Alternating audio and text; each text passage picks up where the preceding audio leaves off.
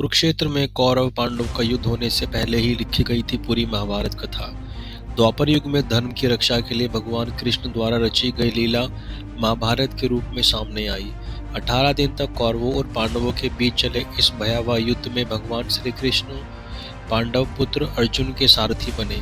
महावीर धनुर्धर अर्जुन जब युद्ध अपने कुटुंबीजनों को सामने युद्ध में खड़ा देखकर अपने अस्त्र शास्त्र त्याग देते थे, तो भगवान कृष्ण उन्हें गीता ज्ञान देकर उन्हें उनका धर्म और कर्तव्य याद दिलाते थे।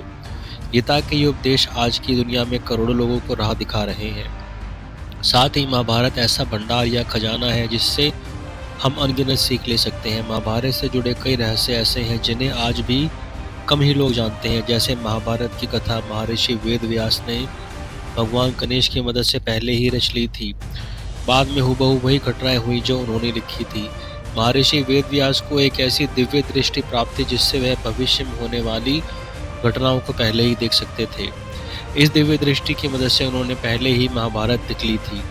हालांकि इसको लेकर अलग अलग मत है, जिसके मुताबिक महाग्रंथ की रचना महाभारत युद्ध पूरा होने के बाद ही हुई थी। 18 अंक से है इसका खास कनेक्शन। महाभारत 18 दिन तक चला था। साथ ही महाभारत कथा में अध्याय भी 18 ही हैं। इतना ही नहीं, भगवान श्री कृष्ण ने कुरुक्षेत्र के मैदान में अर्जुन को गीता ज्ञान से भी 18 दिन तक कह दिया था।